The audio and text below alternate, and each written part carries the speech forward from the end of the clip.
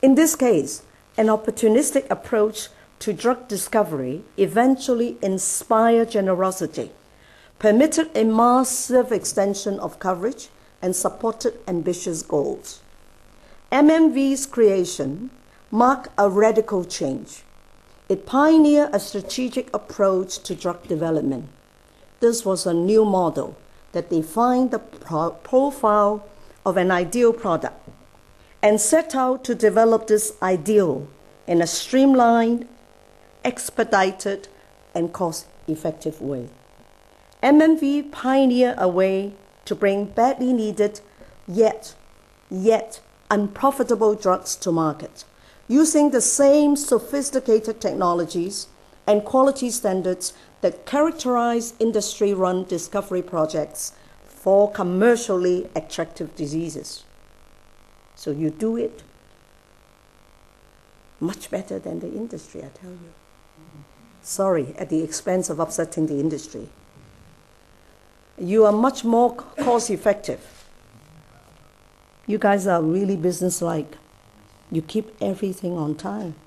This is an exercise in what can happen when extremely poor people are regarded as the legitimate market, with the same dynamics of demand and supply. The only missing thing is an ability to pay as part of the equation. Since the beginning, MMV has been lean, competitive, and flexible, selecting and funding promising projects to meet a strategic outcome. I hope the UN agencies can learn from you. High ambitions and a strong sense of purpose were present at the start, and was the need for generous financial support. Regina, hear this carefully. And the need was pressing. You're not answering. As they say, necessity is the mother of invention.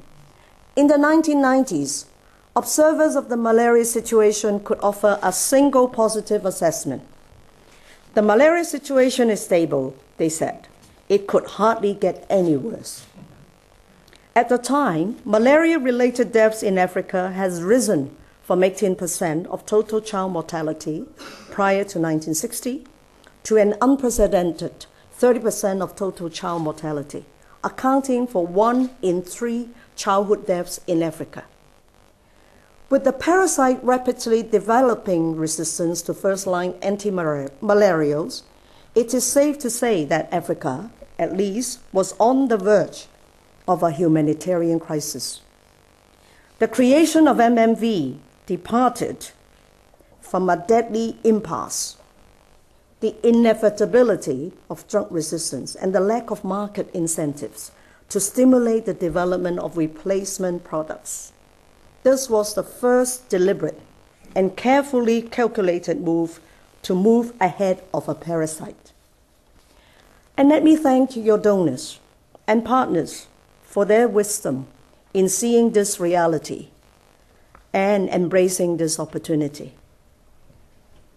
Can we allow a mass killer like malaria to evolve to the point where we have nothing in hand to treat or cure it? What would this say about the state of the world? If our actions and decisions have any kind of moral or ethical dimension, how could we let millions of people, mostly young children, die because of a failure, basically, of the market?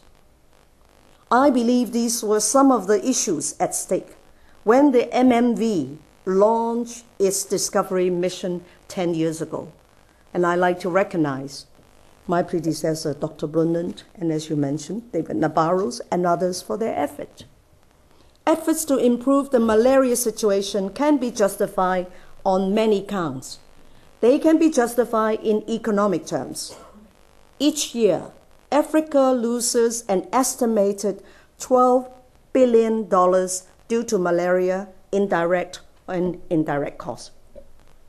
Malaria control can be justified as a pro-poor strategy, since malaria takes its heaviest toll on the poorest of the poor and saps their productivity. Efforts can be justified as a woman's issue. which is very dear to my heart, or a child survival issue, equally dear to my heart, or a pro-Africa issue, or part of the drive to reach the MDGs. But I personally believe the most potent justification centers on the basic value of fairness.